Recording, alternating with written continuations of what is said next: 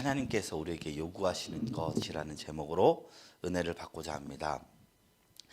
만약에 기독교 신앙에 대해서 좀 알고 싶다, 쉽게 가르치시는 분을 찾고 싶다라는 궁금증이 생긴다면 저는 유튜브에서 유기성 목사님을 추천드리고 싶어요. 그분을 검색해서 설교를 하면 어떤 설교를 들어도 너무나 쉽게 기독교 신앙에 대해서 알려주시는 분입니다. 우리나라에서 세 손가락에 안에 드는 설교의 대가십니다. 저도 이분의 설교를 종종 듣습니다. 근데 제가요, 이분의 설교가 얼마나 탁월한지 듣기도 전에 설교의 제목을 보다가 영적인 깊은 감명을 깨달은 적이 있었습니다. 제목만 봐도 많은 생각이 있고 신앙적 진리들이 깨달아지는 거예요. 제목이 뭔지 아십니까?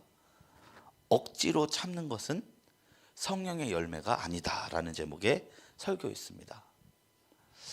이것은 신앙생활의 본질을 우리에게 말해주는 것이라 생각합니다. 신앙에서 나오는, 성경에 나오는 모든 권면들, 명령들이요, 우리에게 억지로 주어지는 것이 아니라는 것입니다. 인내해라, 충성해라, 봉사해라, 순종해라, 사랑해라, 연보해라. 이 모든 것이요, 우리 할 수 없는 것, 그냥 의무감만으로 억지로 질질 끌어서 하는 것이 아니라는 것입니다. 그것이 아니라 우리가 하나님과의 바른 관계를 맺게 되면 하나님에 의해 감복하게 되거든요. 그리고 하나님이 의식하면서 살아가게 되거든요. 그러면 우리 가운데 열매들이 나타나게 되는데 그게 봉사가 되고 섬김이 되고 사랑이 된다는 것입니다.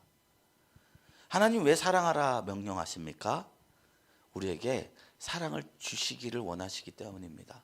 그리고 사랑하시기 때문입니다. 왜 충성과 인내와 순종을 요구하십니까? 예수님께서 먼저 충성하셨고 순종하셨고 인내의 모범을 우리에게 보여주셨기 때문입니다.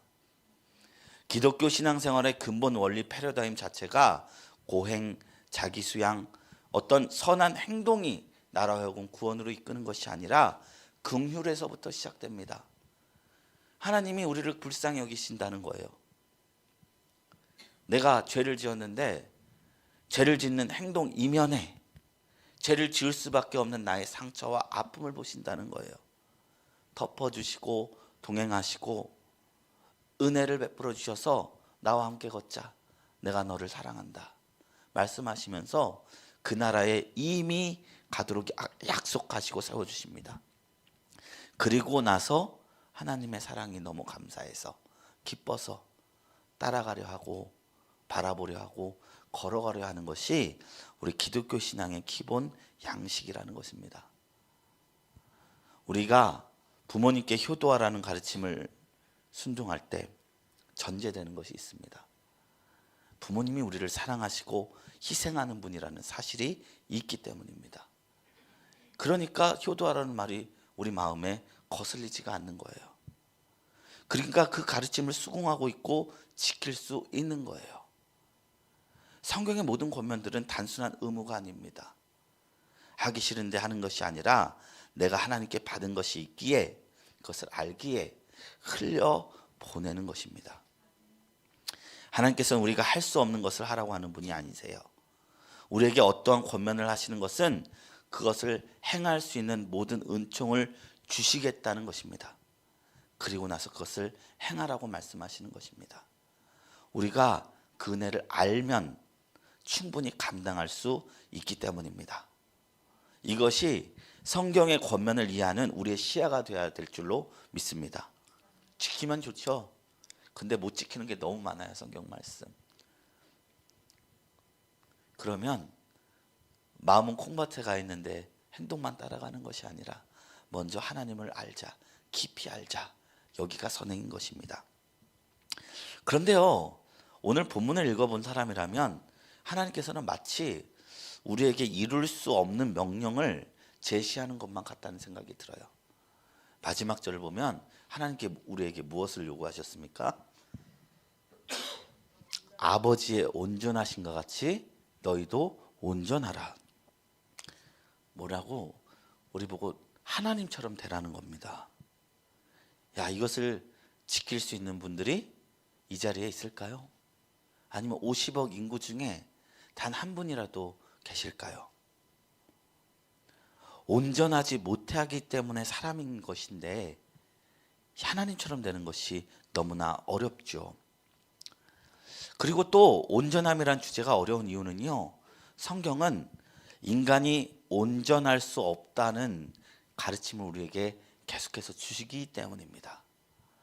전도서 7장 2절에 보면요, 선을 행하고 죄를 범치 아니하는 의인은 세상에 아주 없느니라고 했습니다. 로마서 3장 10절에 기록된 바 의인은 없나니 하나도 없다라고 말씀하고 있습니다. 우리는 흔히 실수를 저지르고 하는 변명 중에 사람이 기계도 아니니까 실수한다 이런 말을 해요. 우리가 모두 인간의 불완전성을 알아요. 그런데 하나님께서는 오늘 온전할 수 없는 인간에게 온전하라고 말씀합니다. 이 의미가요, 만약에 완벽한 사람이 되라는 뜻으로 주어진 권면이라면 저를 포함한 이 세상의 누구도 단 한 사람도 하나님 나라에 들어갈 수 없습니다. 우리 중 단점이 없는 이는 아무도 없기 때문입니다. 인간이라면 누구나 연약함이 있기 마련인 것입니다. 그렇다면요, 우리는 이 말씀을 어떻게 이해할까요? 나는 온전해질 수 없어. 평생 원수 사랑할 수 없어. 나는 할 수 없어. 라는 대답만 해야 할까요? 먼저 알 것은요, 이곳에서 말하는 온전함은 완벽함이 아니라는 것입니다. 하나님의 온전함은 분명한 의미가 있어요. 그것이 뭐냐? 사랑입니다. 하나님의 사랑입니다. 하나님의 사랑이 어떤 사랑이냐? 십자가에서 나타난 사랑입니다. 십자가는 어떤 것일까요? 의인을 위한 것이 아니었습니다. 죄인을 위한 것이었습니다. 완벽하지 않은 사람, 하나님의 뜻을 거스르는 이들을 위해서 하나님께서 친히 십자가로 우리의 죄를 용서해 주셨습니다. 사랑받을 만한 자격을 위해 주어진 짐이 아닙니다. 사랑받을 자격이 없는 사람을 위해서 하나님이 십자가를 지셨다는 것입니다. 그러니 우리의 구원은요, 불완전함에도 주어진 선물인 것입니다. 그래서 은혜라고 해요. 이게 하나님의 온전함이고 하나님의 사랑인 것입니다. 그러니까 하나님 우리에게 무엇을 요구하십니까? 불완전한 이들을 사랑하며 살라는 것입니다. 사랑할 만한 사람, 내 마음에 흡족한 사람만을 사랑하고 형제만을 사랑하고 내 편, 내 무리, 내 파당, 내 정당, 내 가족, 내 나라만을 사랑하는 것을 넘어서 경계를 넘는 사랑을 하라는 것입니다. 이웃 넘어 다른 이들을 사랑하며 설사 적대하는 이들을 사랑하는 것이 하나님의 온전함이라는 것입니다. 지금 독일에 가면요, 총리로 취임할 때 선서를 하잖아요. 이런 말을 꼭 한대요. 나는 국가보다 가정을 더 중요시하면서 살겠습니다. 이게 한국 정서로는 이해 안 돼요. 공인으로 취임하는 자리에, 국가를 치리하는 자리에서 선서하는데 나라보다 가정을 더 사랑하겠다. 안청호 선생님은 독립운동가여서 그대는 매일 5분이라도 나라를 생각해 본 적이 있는가 말했고, 우리는 그 정신을 존경하잖아요. 그런데 나라의 지도자라는 사람이 나라를 마치 터부시하는 이 발칙한 선언을 하는 것이 언뜻 보기에는 낮아 보인다는 거예요. 그런데 이유가 있어요. 왜냐하면 독일이 2차 세계대전을 일으킨 전범 국가잖아요. 그들이 다른 국가를 침범하고 다른 나라를 침략한 그 중심에 뭐가 있었냐? 애국심, 나라를 사랑하는 마음이 있었다는 것입니다. 우리 독일 아리아 민족은 위대한 국가다. 우리나라는 다른 모든 나라보다 더 위대한 국가다. 그러면서 유대인들을 죽이고 집시들을 죽이고 장애인들을 죽였습니다. 아이러니하게도 타인을 침범한 그 폭력의 중심에 사랑이 있었어요. 나의 편을 사랑하는 사랑. 그 사랑이 외부에 의한 폭력으로 바뀌고 소수민족을 학살하고 전범국가가 되었기 때문에 그 과거를 반성하면서 난 나라를 사랑하지 않겠다, 사람을 사랑하겠다 라고 선언하는 것입니다. 사랑도요, 밖으로 나가지 않고 안으로만 향하게 되면요, 왜곡되게 돼요. 나의 편이 아닌 사람을 증오하게 돼요. 우리 정치만 가도 그렇죠. 여당을 지지하는 사람은 얼마 안 가 야당을 미워하게 됩니다. 야당을 지지하는 사람은 얼마 안 가 여당을 미워하게 됩니다. 미국을 지지하는 사람들은 얼마 안 가 중국을 미워하게 되고요. 중국을 미워하는 사람은 얼마 안 가 미국을 미워하게 됩니다. 이스라엘을 사랑하는 사람들은 머지않아 중동을 미워하게 됩니다. 그래서 정치인들은요, 자기 지지율을 올리기 위해서 일부러 적을 만들어요. 증오를 키워요. 더 크게는 나라와 나라 간에서 증오를 키우고요.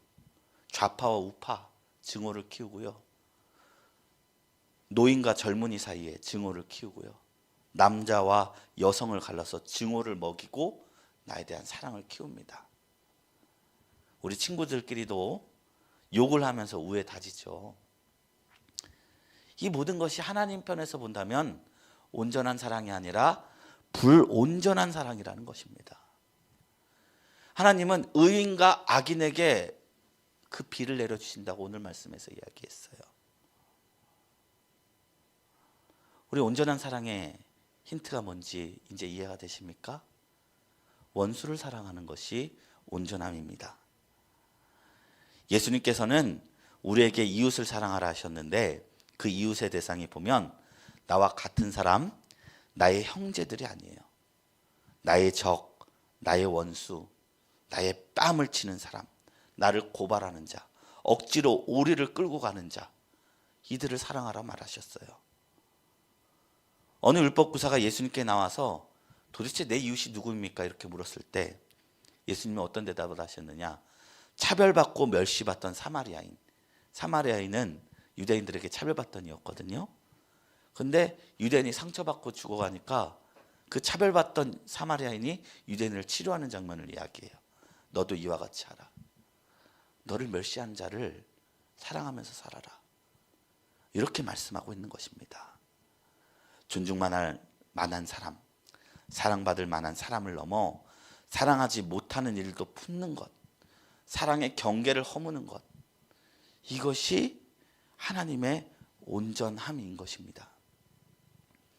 하나님께서도 사랑의 경계를 허무셨습니다. 죄로 원수된 우리를 사랑하신 것입니다. 은혜의 해를 악인과 선인에게 골고루 주셨고 그 비를 의로운 자와 불의한 자에게 내려주십니다. 이를 본받아 원수를 사랑하는 것이 결국에는 하나님이 우리를 사랑하는 모습이라는 거예요. 하나님은 우리가 할 수 없는 권면을 주신 것일까요? 아닙니다. 서두에도 말씀드렸듯이 하나님께서는 우리에게 감당할 수 없는 것을 억지로 주지 않으셨습니다. 이 원수를 사랑하라는 권면은요, 하나님의 은혜와 사랑을 깨달은 만큼, 안 만큼 감당할 수 있는 권면입니다. 그러므로 우리가 이 계명을 알기 전에 먼저 알 것이 있으니 하나님의 사랑입니다. 하나님이 우리를 어떻게 사랑하는지 그 사실을 아는 것입니다. 호사에서에 보면 호사의 선지자가 외쳐요. 우리가 여호와를 알자, 힘써 알자. 그것에서부터 우리의 신앙이 바르게 시작된다는 거예요. 안다는 것은 무엇이죠? 지식이 아닙니다. 경험과 관계입니다. 가령 우리가 유명한 연예인들의 생김새와 성격과 키, 심지어 관심이 있다면 어떻게 살았는지도 알 수 있어요. 고소영의 남편은 누구죠? 장동건. 알죠. 송중기와 송혜교는 이혼했죠. 이런 거 다 알잖아요. 연예인 가정사 우리 다 기가 막히게 알아요. 그랬나 그럼에도 불구하고 그들과 우리가 정말 아는 사람이다라고 부를 수 없죠. 안다는 것의 근간에는 관계성이 있습니다. 단순히 성경 지식을 지식적으로 아는 것이 아니라 하나님을 경험하는 것이고 하나님과의 관계를 맺는 것입니다. 하나님과의 관계를 맺으면요, 하나님이 우리를 어떻게 사랑하는지 알게 돼요. 내가 하나님 안에 거하고 하나님이 내 안에 계실 때만이 우린 비로소 하나님을 안다라고 경험하게 되는 것입니다. 우리가 하나님을 알고 관계 맺고 살아갈 때 제일 먼저 깨닫게 되는 것이 있는데 두 가지가 있어요. 첫 번째로는 내 안에 죄예요, 죄.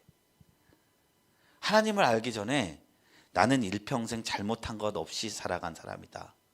소시민으로 살아가는데 뭐 지옥 갈 죄인이냐라는 생각을 할 수 있어요. 그런데요, 하나님이 내 안에 찾아오셔서 내 마음을 조명해 주시면 내가 왜 죄인인지 깨닫게 돼요. 우리가 밤중에 청소 안 된 집에 딱 들어가면요, 불을 끄고 있을 때는 이게 더러운지 깨끗한지 모르잖아요. 근데 불을 탁 켜면 벌레가 돌아다니고 음식은 안 치워져 있고 옷은 너저분해져 있고 눈 안에 다 보이잖아요. 하나님은 빛으로 임하시거든요. 나의 모습이 보이는 거예요. 아, 나는 죄인이로구나. 하나님과 원수되게 살았구나. 형벌을 받아도 마땅한 사람이로구나. 이것이 첫 번째예요. 그리고 두 번째는 무엇이냐? 그런데 왜 나를 사랑하셨습니까? 라는 사실입니다. 하나님, 저는 하나님 마음에 합하지 않게 일평생을 살아갔음에도 어째서 저를 사랑하여 주셨습니까? 그 사실이 내 안에 분명하게 바뀌면요, 왜 원수를 살아가면서 살아가야 하는지 우리가 말하지 않아도 알 수 있게 됩니다. 온전한 사랑의 첫 발자국을 뛸 수 있게 됩니다. 물론 어렵죠. 저는 하나님 앞에서 회개한 경험도 있고 왜 나를 사랑하셨습니까? 라고 고백한 경험도 있는데 여전히 제 안에는 미운 사람과 마음에 안 드는 사람들이 있어요. 그럼에도 불구하고 왜 그들을 사랑해야 되는지 용납할 수 있습니다. 왜냐하면 하나님이 나를 그렇게 사랑하셨으니까. 그 권면은 예수님이 우리에게 주신 권면을 보면서 그 끝에 하나님이 우리를 어떻게 사랑하는지를 알 수 있습니다. 원수를 사랑하라는 가르침은 결국 하나님께서 우리를 사랑하시는 방법이었던 것입니다. 십자가상에서 물과 피를 쏟으신 그 모진 고통을 받으시고 뺨을 얻어맞고 저는 남을 구원하였을 때 자기는 구원할 수 없다며 조롱받으면서도 예수님은 그 십자가상에서 첫 마디 고백했던 게 무엇이냐? 아버지여, 저들의 죄를 용서하여 주시옵소서. 저들이 하는 것을 알지 못합니다. 라는 중보기도였습니다. 이게 십자가 가상칠언인데 첫 마디가 나를 죽이는 사람을 용서해달라고 예수님께서 그렇게 외쳤다는 거예요. 주님은 죽음에 이르기까지 형벌을 받으셔서 우리의 죄를 사하여 주셨습니다. 그런데 그게 우리가 의인 되었을 때가 아니라 죄인 되었을 때 그랬다는 거예요. 로마서 5장 7절 8절에 보면 의인을 위하여 죽는 자가 쉽지 않고 선인을 위하여 용감히 죽는 자가 혹 있거니와 우리가 아직 죄인 되었을 때에 그리스도께서 우리를 위하여 죽으심으로 하나님께서 우리를 향한 자기의 사랑을 확증하셨느니라. 이렇게 말씀하고 있는 거예요. 하나님이 우리를 그렇게 대하십니다. 우리의 모습이 어떠하든지 하나님은 품어주시고 하나님을 의지하는 사람들을 구원해 주십니다. 자세히 살펴보면 오른뺨을 때리거든 왼뺨을 대라는 것은 실상 우리에게 주시는 권면이기 전에 하나님이 우리를 대하시는 태도에 대한 이야기인 것입니다. 하나님이 원수를 사랑하셨습니다. 그것도 생명을 영원 전부터 교제하시던 삼위의 예수님이 목숨을 바쳐서 우리가 받을 형벌을 대신 속하셨습니다. 그것이 십자가의 사랑입니다. 우리가 이 말씀을 통해 알아야 할 것은요, 하나님은 우리의 연약함을 정죄하시기 전에 긍휼하게 여기시는 분이라는 사실이에요. 가령 세상 모두가 우리를 비난한다 할지라도 하나님은 우리의 편이십니다. 그래서 히브리서 4장 15절 말씀에 이렇게 말씀하고 있습니다. 사모님 한번 읽어주세요. 우리에게 있는 대제사장은 우리의 연약함을 동정하지 못하시리가 아니요 모든 일에 우리와 똑같이 시험을 받으시니로되 죄는 없으시니라. 아멘. 오늘 말씀은 하나님께서 원수를 사랑하시는 분이시므로 우리에게도 그런 사랑을 베풀라는 말씀을 하는 것입니다. 우리에게 없는 것 주라는 것 아닙니다. 내가 너에게 그런 사랑을 주겠다. 나에게 받은 사랑을 흘려주라라는 의미로 받아들였으면 좋겠습니다. 우리는요, 의무감으로 온전함에 이룰 수 없습니다. 알아야 합니다. 경험해야 합니다. 존재적으로 죄인인 나의 모습을 알아야 하고 그런 나를 사랑하시는 하나님을 알아야 합니다. 그래야 하나님이 요구하시는 온전함을, 그 사랑을 베풀 수가 있습니다. 그 사랑을 경험하는 저와 여러분들이 되시길 주님의 이름으로 축원합니다. 이제 말씀을 맺도록 하겠습니다. 우리 주위에 항상 좋은 사람들만 있는 것이 아닙니다. 어쩔 땐요, 가장 가까운 사람이 나의 원수가 되기도 해요.